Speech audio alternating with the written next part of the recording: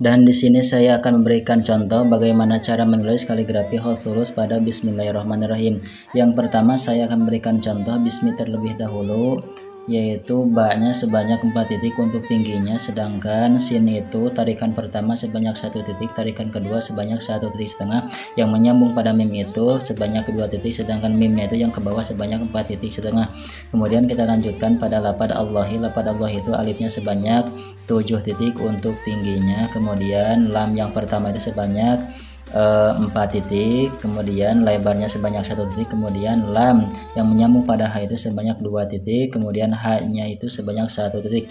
Kemudian kita lanjutkan pada lapad Ar-Rahmani. Yang pertama adalah huruf alif itu tingginya sebanyak 7 titik, kemudian lam juga itu tingginya sebanyak 7 titik, kemudian yang menyambung pada ro itu sebanyak 1,5 titik, yang ke bawahnya itu sebanyak 1 titik.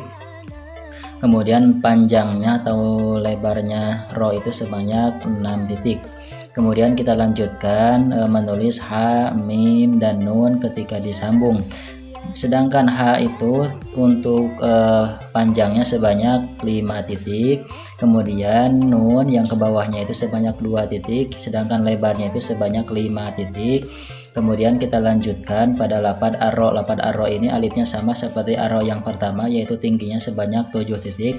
Kemudian lamnya itu sama seperti lam yang pertama, yaitu 7 titik, sama seperti alif sebanyak 7 titik.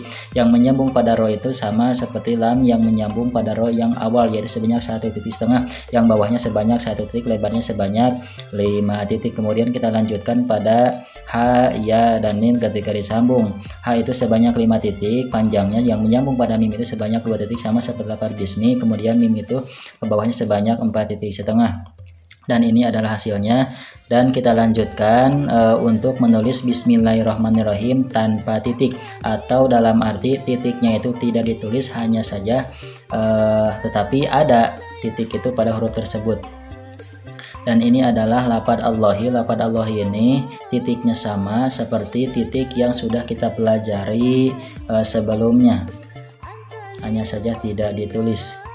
Ketika kita titiknya itu kelebihan atau kurang, maka salah satu tanda tulisan kita itu ada yang salah atau tidak sesuai dengan kaidah kaligrafi huruf sulus. Itulah pentingnya titik bagi para pecinta kaligrafi.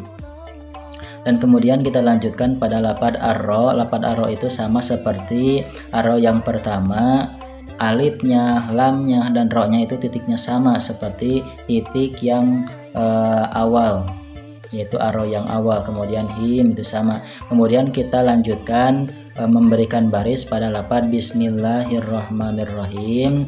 Baris ini atasnya harus sejajar, yang bawah juga harus sejajar. Dan ini adalah contoh penulisan kaligrafi huruf sulus pada Bismillahirrahmanirrahim. Dan ini adalah tazyin, dan ini adalah hasilnya. Yang atas itu atau yang sebelah kanan itu bagaimana cara menulis bismi, kemudian yang bawah atau yang kiri itu hasilnya.